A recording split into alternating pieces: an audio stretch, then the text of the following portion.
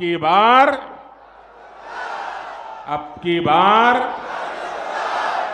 नमस्कार। 4 जून को जो लोकसभा चुनाव है उसका परिणाम आ जाएगा।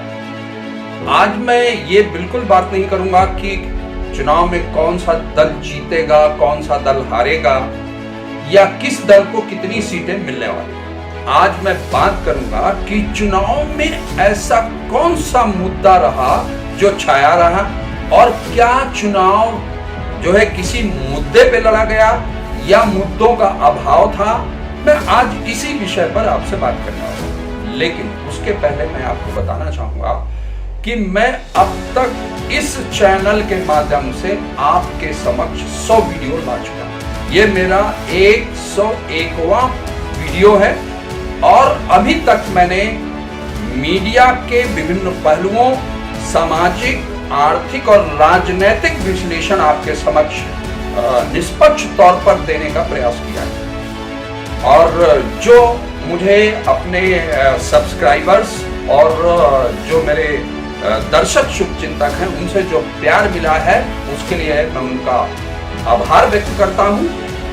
लेकिन साथ में मैं अपने दर्शकों से अनुरोध करता हूं कि अगर आपने अभी तक इस चैनल को सब्सक्राइब नहीं किया है तो कृपया चैनल को सब्सक्राइब कर दें और इसका बेल आइकन जरूर दबा दें ताकि आपको आगे भी जो है इस संबंध में जो है विश्लेषण मिलता रहे।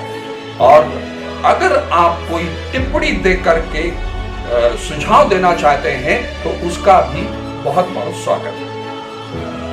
तो मित्रों, फिर मैं वापस आऊंगा। मैं आपसे जो बात करने वाला हूं, जैसा कि मैंने कहा कि आज जो विषय है वो ये है कि आखिरकार मुद्दे चुनाव में किस तरह की भूमिका निभाते हैं। तो हमने देखा कि पहले भी जो कोई ना कोई ऐसा मुद्दा जो है चुनाव में रहता रहा है और छाया रहता रहा है जिसके आधार पर पूरा चुनाव लड़ा जाता रहा है। लेकिन इस बार एकदम अलग स्थिति हमें देखने को मिलती है। मैं पहले कुछ बताना चाहूंगा। जैसे हम बात करें यदि 1977 के चुनाव, तो 1975 में देश में तत्कालीन जो कांग्रेस की सरकार है उसने जो है आपातकाल लागू किया था। आपातकाल के बाद जो चुनाव हुआ 1977 में, आपातकाल एक बहुत बड़ा मुद्दा था। और फिर और जब आगे बढ़ते हैं तो हम देखते हैं कि 1989 में जो बोफोर्स तोपों के सौदे का मुद्दा है वो बहुत ही बहुत लंबे समय तक कांग्रेस जो सत्ता में बनी थी उसको हटाने का काम किया बोफोर्स मुद्दे में। इसी तरीके से ये देखें 1998 और 99 में जो लोकसभा चुनाव हुए उसमें जो विदेशी मूल का मुद्दा था जिसको भाजपा ने उठाया था वो मुद्दा भी काफी कारगर रहा। लेकिन सवाल ये है कि 2024 के जो लोकसभा चुनाव है उसमें कौन सा ऐसा मुद्दा था जो चला। देखिए, जिन विभिन्न जो विषय आए और जिसमें जमकर सियासत हुई, आरोप प्रत्यारोप हुए, उनको मुद्दा नहीं कहेंगे बल्कि तात्कालिक जो है विषय कहेंगे जिनको लेकर के खूब डिबेट हुई, आरोप प्रत्यारोप हुए। लेकिन एक जो बात हुई वो ये हुई कि प्रधानमंत्री नरेंद्र मोदी ने इस चुनाव में एक नारा दिया कि अब की बार एनडीए 400 पार। अब बड़ी मजेदार बात यह है कि ये जो नारा दिया नरेंद्र मोदी ने उसको विपक्ष ने किस तरीके से लिया।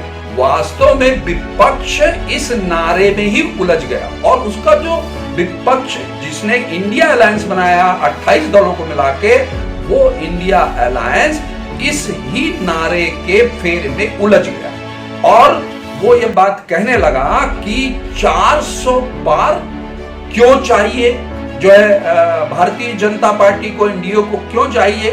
तो उसने अपना जो पूरा कैंपेन है, चुनाव का कैंपेन है, उसी के इर्द गिर्द जो है उसकी संरचना कर दी। तो जो मुद्दे हैं असल में आने चाहिए वो मुद्दे नहीं आ पाए। लेकिन हालांकि भारतीय जनता पार्टी कई मुद्दों को लेकर के लोगों के बीच गई जिसके आधार पर उसने वोट मांगा। जैसे राम मंदिर निर्माण का जो मुद्दा है, दूसरा सीएए को लागू करने का मुद्दा है और जो जम्मू कश्मीर में भारतीय जनता पार्टी ने धारा 370 को समाप्त किया, उसको भी अच्छे तरीके से उस मुद्दे को उछाला उसने।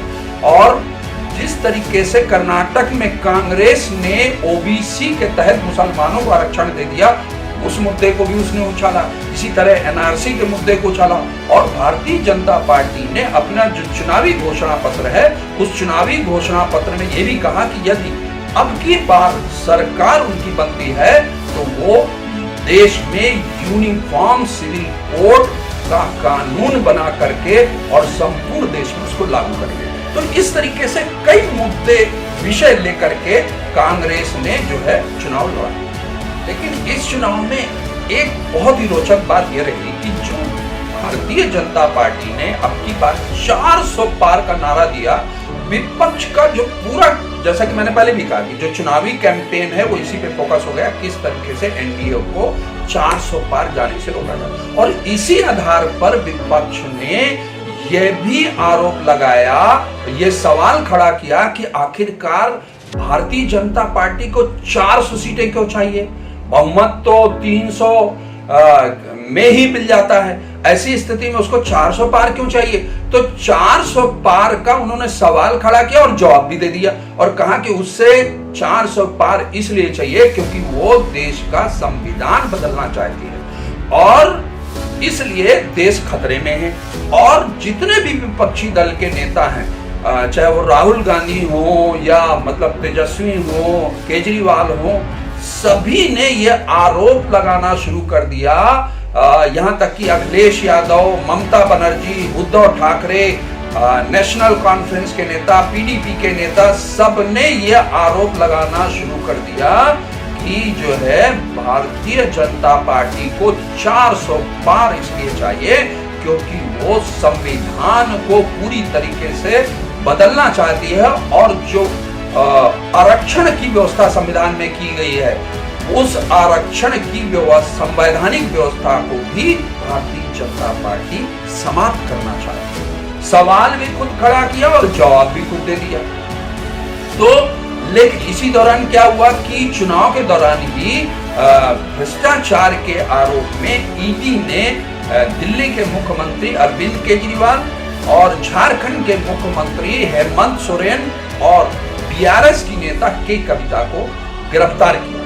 जब ये गिरफ्तारी हुई तो विपक्ष के नेताओं ने एक राग अलापना और शुरू कर दिया कि जो सत्ताधारी दल है वो केंद्रीय एजेंसियां जो है ईडी और सीबीआई का दुरुपयोग कर रही है और वो जो है अनावश्यक तरीके से चुनाव में उनके अभियान को रोकने के लिए नेताओं की गिरफ्तारी करेगी। लेकिन बीजेपी कहीं भी इससे प्रभावित नहीं हुई और उसने जो है उस पर उल्टा हमला किया कि ये भ्रष्टाचार के आरोप में जो गिरफ्तारी हुई है तो भ्रष्टाचार के खिलाफ सरकार का अभियान कहीं भी बीच में रुकने वाला नहीं है। और यहां तक कि प्रधानमंत्री नरेंद्र मोदी ने कह दिया कि अगर भारतीय जनता पार्टी तीसरी बार सत्ता में आती है तो उसका जो भ्रष्टाचारियों के खिलाफ जो अभियान है वो और तेज होगा। इसी दौरान क्या होता है और एक घटनाक्रम बदलता है कि जो कांग्रेस के नेता, वरिष्ठ नेता सैम पित्रोदा है, उन्होंने एक बयान दे दिया कि साहब जो है जो अमेरिका में जिस तरीके से विरासत कर लागू किया जाता है उसी पैटर्न पर भारत में भी ये जो है कर लागू किया जाना चाहिए, विरासत पर टैक्स। इसको बीजेपी ने जबरदस्त तरीके से मुद्दा बनाया। और दूसरी ओर कर्नाटक में जिस तरीके से कांग्रेस की सरकार ने मुसलमानों को ओबीसी कैटेगरी में आरक्षण दे दिया, उसको भी भारतीय जनता पार्टी ने खूब जो है मुद्दा बनाया और जमकर हमलावर रही। तो ये जो मुद्दे रहे ये बेसिकली कोई प्रमुख मुद्दा चुनाव का नहीं रहा, लेकिन ये तात्कालिक जो है सियासत रही। आरोप प्रत्यारोप के लिए ये ऐसे विषय आए जिन पर जो है एक दूसरे पर जो है दलों ने कीचड़ उछाली। लेकिन एक बात मैं बहुत स्पष्ट तौर पे कहना चाहता हूं कि मुद्दा बेशक इस चुनाव में न रहा हो, लेकिन दो फैक्टर जबरदस्त तरीके से चुनाव पर असर डालने वाले हैं, प्रभाव डालने वाले हैं। पहला मुद्दा है जो खुद का व्यक्तित्व, नेतृत्व और व्यक्तित्व। कहने का मतलब जो चेहरा है किसी भी दल के नेता का या जो भी नेता है उनका जो चेहरा है, और दूसरा उनका नेतृत्व, किस तरीके से वो पार्टी को नेतृत्व प्रदान कर रहा है, उसका विजन क्या है, किस तरीके से वो काम कर रहे हैं, जो देश की पॉलिसीज हैं और जो इंटरनेशनल पॉलिसीज हैं उन पर उनका क्या स्टैंड है, आम लोगों के बारे में जो जनहित की योजनाएं उन पर क्या स्टैंड है, इन सब का असर चुनाव परिणाम पर पड़ने वाला है।